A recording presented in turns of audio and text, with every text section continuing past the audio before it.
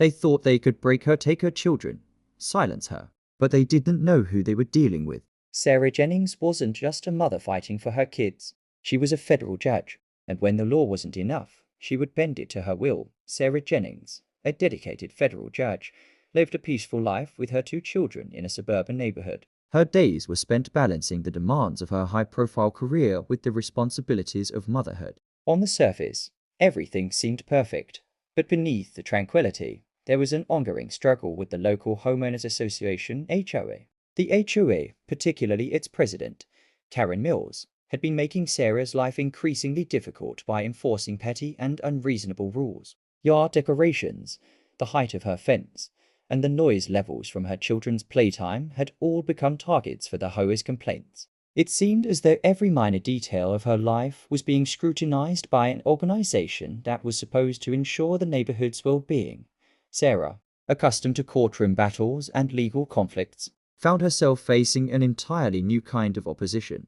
The HOA's constant harassment wore on her, but she tried to remain composed, believing that professional diplomacy could solve the issues. However, as time went on, she began to sense something more sinister at play. It wasn't just about enforcing rules, it felt personal. One day, as Sarah left for work, she received a chilling phone call. Her 2 children had been kidnapped. The kidnappers, disguised as movers, told her that her children would not be returned unless she complied with the HOA's demands. In that moment, everything changed. Sarah's world, once safe and secure, was now a nightmare. Panic and fury surged within her as she realized that the people she had been battling for so long had crossed a line, one that she could never ignore. In a daze, Sarah's thoughts turned to her legal training. She had spent years in courtrooms analyzing evidence and interpreting the law. Now, she would use that same skill set to find her children and bring the criminals to justice. Sarah immediately contacted her closest allies, including a private investigator and a former law enforcement officer. Together, they worked tirelessly to track down any leads. As she gathered more information, Sarah learned that the HOA, led by Karen Mills, was not simply a neighborhood association, but part of a larger, much darker organization. They had been involved in a web of corruption, bribery, and extortion, preying on vulnerable families for years.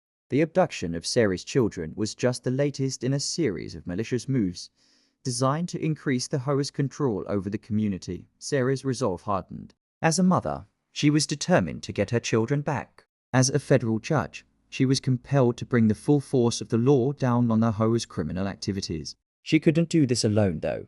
Her next step was to infiltrate the HOA's headquarters. Under the guise of negotiating for her children's safe return, Sarah confronted Karen Mills. The encounter was tense, but Sarah refused to back down. She made it clear that she would fight for her children, no matter the cost. Karen, smug and overconfident, tried to manipulate Sarah with empty promises, but Sarah saw right through her. It was no longer just a matter of legal battles, it had become personal. As Sarah dug deeper, the full extent of the HOA's illegal activities came to light.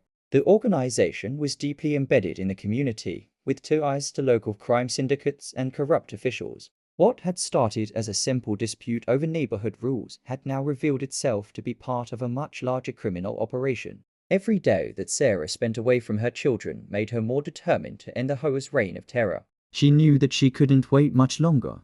The stakes had never been higher. Sarah and her team devised a plan to rescue her children.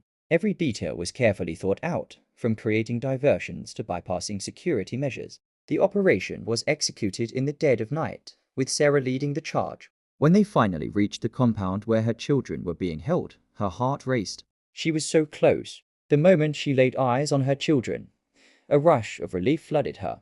But she knew the danger wasn't over. The HOA still had a powerful hold over the neighborhood, and they wouldn't let go easily. The final confrontation with Karen Mills came soon after. This time, there were no negotiations. Sarah, armed with irrefutable evidence of the HOA's criminal activities, took the fight to the courtroom. Karen was exposed for her role in the abduction, as well as her involvement in numerous illegal schemes. With Sarah's judicial expertise and the evidence at hand, the HOA was brought to trial. The corrupt organization that had terrorized the neighborhood for so long was dismantled, and Karen Mills was sentenced to prison. In the aftermath, Sarah took a moment to reflect on everything that had happened. The journey had been long and painful, but she had reclaimed her children and restored justice. Despite the victory, the emotional scars remained. The experience had changed her, and she knew that she would never take her safety or her family's well-being for granted again. With her children safe and the HOA disbanded, Sarah could finally breathe a sigh of relief. She had fought for what was right, and she had won not just for her family, but for the entire neighborhood that had been under the HOA's oppressive rule. Sarah now looked ahead with a renewed sense of purpose. As a mother, she was more protective than ever, and as a federal judge, she had learned firsthand just how deep corruption could run. She was ready for whatever challenges lay ahead, knowing that with her strength, intellect, and determination, she could face anything life threw her way.